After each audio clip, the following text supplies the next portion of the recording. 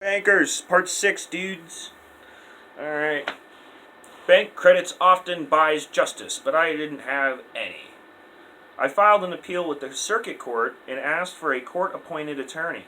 When my request for a court-appointed attorney was denied and the circuit court upheld the wrongful court's decision, I appealed to the South Dakota Supreme Court. My request for a court-appointed attorney was denied for a third time.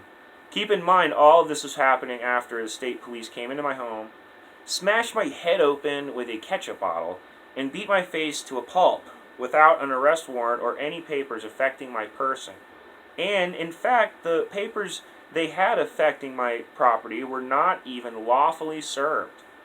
They then kidnapped me and bound me in chains, after which, in 5 hours, they seized everything we owned: cattle, machinery, and the hay they said I could not use to make payment with, or to use to back my payment.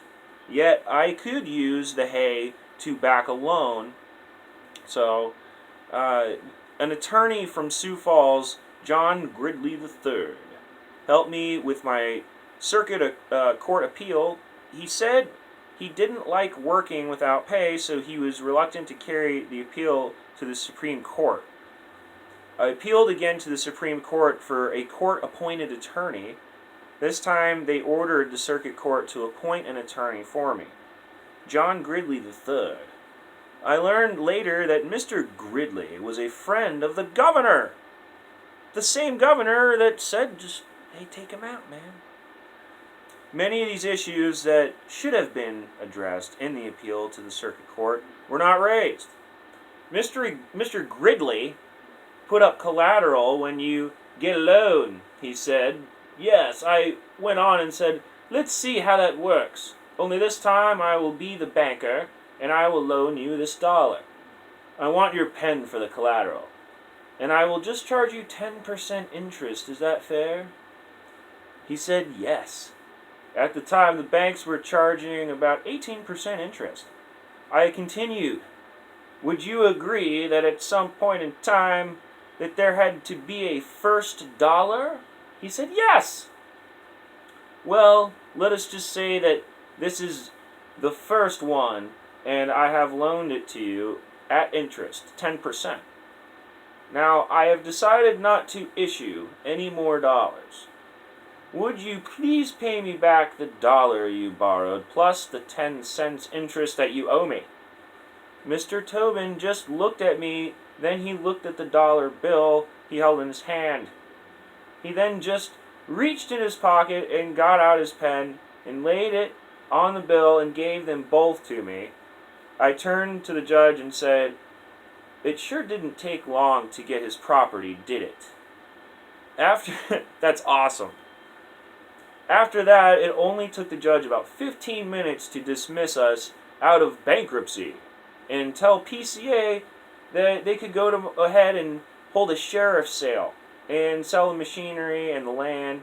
In fact, before they got done with what they had started, the 2 sheriff sales and the land, they had sold it all twice, actually. They sold everything twice. Wow. Production Credit Association operates unlawfully. During the first month I got out of the hospital, I began to think more about PCA, Production Credit Association. Was it really a farmer-owned corporation? And if it was, then it must have a charter by the laws filed with the Secretary of State. So I called my brother and asked him to drive me to Pierre so I could research and see if PCA was operating lawfully. 1 month later, I was taking care of 500 head of stock and running my ranch by myself. Now, I wasn't even strong enough to drive to Pierre on my own. It was pretty sad. When we got to Pierre, we went to Alice Kundert, Secretary of State. We asked her if Northwest South Dakota Production Credit Association Incorporation was registered with the state of South Dakota, and I had a certificate of authority to do business in the state. She said that she did not know, but she would sure find out. Miss Cunder was very nice and directed her office staff to search the records and find the answer to our questions. We all went down the stairs into the basement, where the records are kept. The office staff went through everything. In fact, they went through everything twice. Everything twice. There were no records of any production credit association whatsoever. Oh my God. Oh my God. Dude. Well, how about the Federal Land Bank, I asked. They repeated the search process, but found no record of any Federal Land Bank being registered to do business in South Dakota either. We went back to Miss Cundert's office, where she made an official document for me stating there were no records of PCA or FLB registered in the state. Signed it, and put her official gold seal on it. So, boom! As we were waiting for the girls from their office to complete their search, Alice made the remark that she had beaten her head against, had her head beaten against by big government until it was bloody, but that to no avail. To this I commented, "Yes, tell me about it." That's funny, dude. She became very serious as she studied me, then said, "Yes, I can see you have too." At the time, my face was still swollen, the scars very evident, and the bruises had turned a ghastly yellow and green. It was very disturbing to realize how deep the fraud went. Here's a system I thought was designed for me and other farmers and ranchers, and I had been doing business with them for 10 years. And now to find out that it was a complete sham? That's unbelievable. That's unbelievable, dude. On the trip to Pierre, I didn't think to see NWSDPC was a registered to sell stock. So in order to get a loan with PCA, it is mandatory to buy 10% stock for every dollar you borrow. If they had no certificate of authority nor any articles of incorporation filed with the Secretary of State, then the question arises, would they be registered to sell stock? That's a good question. To find the answer to that question, I went to Dave Haberlier, Haberlier, at the Secretary Exchange Division. And after a very thorough search of the records, he gave me a certificate that states neither the Federal Land Bank nor Production Credit Association are registered to sell stock. Guys, my search was just beginning. I had found out what they were not. Now I needed to find out what they were supposed to be. First, I requested a copy of the charter and a copy of the bylaws from the PCA. All I received was a copy of their Articles of Incorporation, which was the date of 12th February 1934. They stated, "This corporation shall be the Belle Forge Lemon Production Credit Association, with the principal office of the corporation to be located in the city of Bellefourche." That's Bellefourche. It's Fourche, maybe? I don't know if that's French or something, because there is Pierre, so I don't know. In the country of Butte, Butte, in state of South Dakota.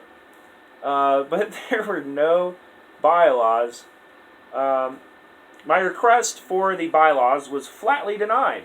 I even subpoenaed them into court. In court, Ron Johnson, PCA's attorney, stood before the judge and refused my request. By this time, it became quite obvious that the PCA was and is involved in the wholesale fraud. They're involved in fraud. I mean, this is insane. I did not expect this coming here. And we, the farmers and ranchers, are victims of this fraud, it says. I appealed to the Secretary of State to get a copy of the PCA bylaws. She could not. She was a little upset that they were denied even to her. The reason the PCA gave for refusing was it was a federal corporation. Oh, man. Dude, talk about tyranny, guys. This is a federal corporation. I then wrote to one of my U.S. senators, Larry Pressler. He sent me a letter promising to compile their information for me and would forward it to me shortly. About a month and a half later, I received a letter from Eleanor Rhodes, administrative assistant to Pressler. In the letter she wrote, "This is a matter of completely Senator Presley's jurisdiction. As you may know, the Production Credit Association is a private membership cooperative. Senator Pressler did not have access to its bylaws, and he has no power to require the PCA to provide you with a copy." Wow. What is going on here? We seem to have a corporation that is not state, and it is not federal. It is supposed to be a member-owned, yet these members have no control over it.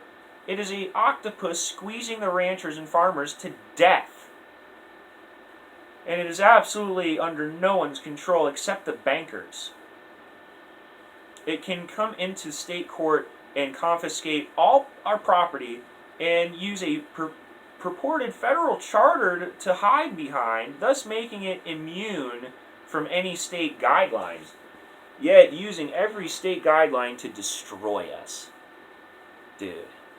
Some months after investigating the PCA, I had an opportunity to visit with the Ruth Nichols, publisher of Farm Tempo. She related this personal experience to me.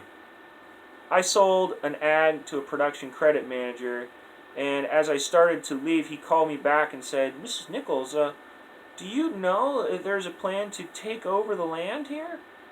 I sat there in disbelief as he told me that there was not only a plan to take over the land, but that they had already selected a name for the organization that would control the land. And he told me the name. I thought about it all the way back to Clarinda, Clarinda, Clarinda, and decided that there was no way that a takeover of the land could be accomplished. Shortly thereafter, due to financial problems, I discontinued the paper. A year ago, I decided to publish Farm Tempo. After 5 issues, I realized that the farmers were in great financial difficulty. It was then I recalled the words of the production credit manager 15 years previously. I realized I had vital information of a horrendous, premeditated plot to rob the farmers of their land. Boom. The dimensions of this dastardly scheme staggers the imagination, so cunningly conceived and so clearly executed over a 15-year period that not a breath of scandal has been directed towards the perpetrators. The Federal Reserve System. Their plan called for 15 years of manipulated interest rates. The manipulation created inflation. Then they ran up interest rates under the pretext of fighting inflation. The farmers and businessmen went bankrupt, and the FMHA, PCA, and FDIC nationwide confiscated billions and billions of dollars worth of prime farmland and billions of dollars from closed banks. Ugh! Dude, this is making me so mad, dude. Had I not been at the right place, at the right time, with the production credit manager trying to warn me no one would ever be the wiser. Sorry, I just got like a notification for Steven Crowder's Lives. Sorry about that. Had I not been at the right place at the right time with the production credit manager trying to warn me, no one would have been the wiser. We ask ourselves, why did they wish to sever the hard-working, God-fearing farmers from their land? Exactly. I mean, this is insane. These people are scam artists. I mean, it's beyond scam artists. They're working with the Federal Reserve in order to get all this done. That's the shadow government, guys. The Federal Reserve is the shadow government. We conclude there must be something bigger in the offering. We surmise a much bigger swindle. The Federal Reserve System story could be that tie to the economic turmoil caused by the $1.8 trillion national debt and the chaotic conditions of the farm situation, they are forced to implement a new monetary system, which would encompass recall and devaluation of the currency, issuance of new colored money with 11 nations participating, and finally formation of an international money with the Federal Reserve bankers in absolute control. We believe the plot includes phasing out FMHA and PCA and renaming the FDIC, which already controls millions of acres of foreclosed land and billions of dollars in failed bank assets. The FDIC could then be given the name already selected 15 years ago, and thus the orderly transfer of stolen farmlands and bank assets. Now, 15 years later, the vicious and ruthless plot is developing with a vengeance, with 200,000 farmers already liquidated and hundreds of thousands to be foreclosed on soon. Congress must act quickly and repeal the Federal Reserve Act, erase the national debt, and direct the United States Treasury to coin the nation's currency. I'm sure that they do that, but the Federal Reserve is the one that actually prints out all the cash. From the above information related by PCA manager to Ruth Nichols, I can now understand why PCA had gotten so vicious when this slave, me, began to buck the privately owned debt money system forced upon us, the subject of the privately owned Federal Reserve Bank. When we stop and think about this situation and are honest with ourselves, we must conclude we are slaves in America. Black's Law Dictionary defines a slave as a person who is wholly subject to the will of another, who has no freedom of action, but whose person and service are wholly under the control of another.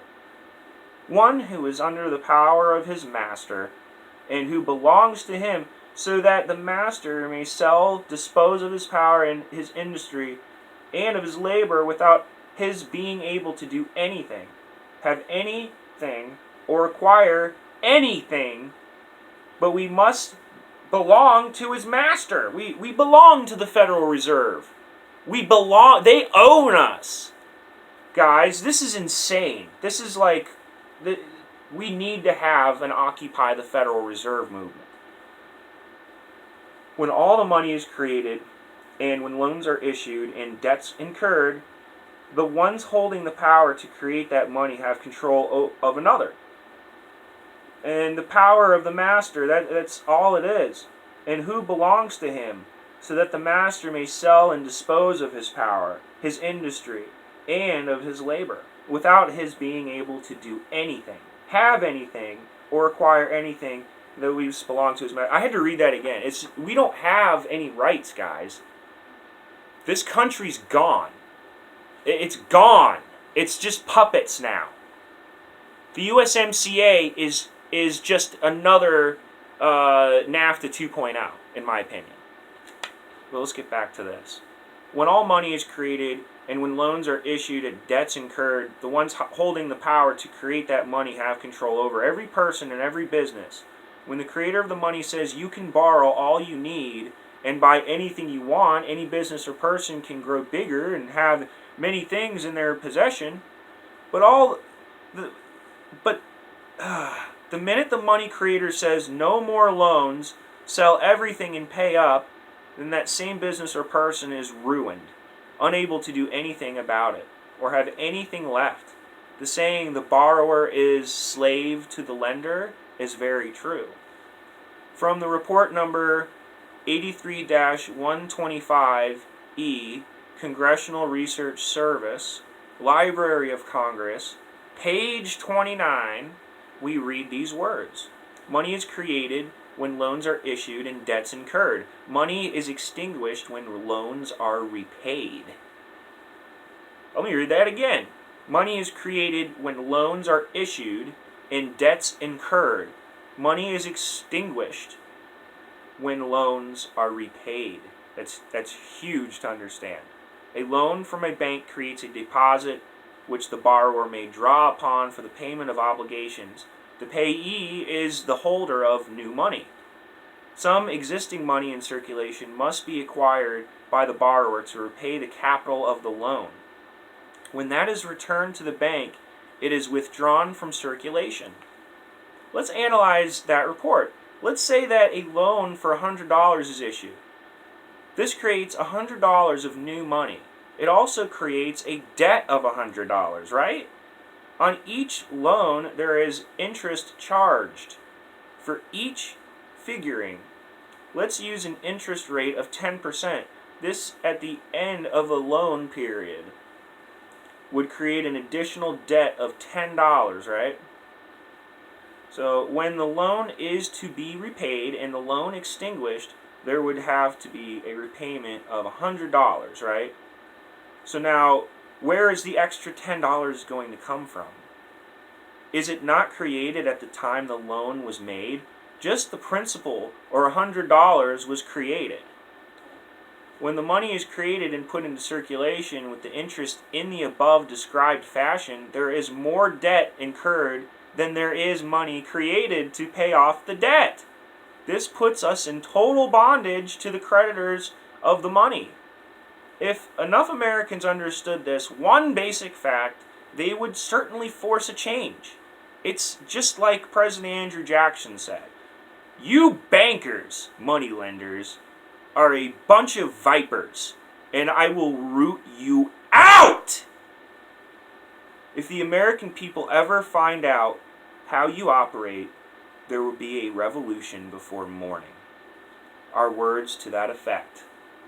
Henry Ford, the auto manufacturer, put it this way: it's lucky the American people don't know how the bankers operate, or there would be a revolution. Modern civilization cannot function without money. The government, business, and society cannot function without it. If all the money in the United States were destroyed tonight, and we entered life tomorrow without money, without a medium of exchange, there would be a total collapse. Money is the lifeblood of a civilized society. It is the means of all commercial trade except simple barter. Money is probably the most used and least understood subject there is. Everyone wants it, needs it, but few know what it is, where it comes from, how it gets into circulation, and that it changes, or maybe I should say can be changed. So I'll leave it there for now because it's going to get into the U.S. Constitution and our money system next. So that's page 75 of Bashed by the Bankers. You guys take it easy. Thanks, JoJo, General Shepard. You kick ass.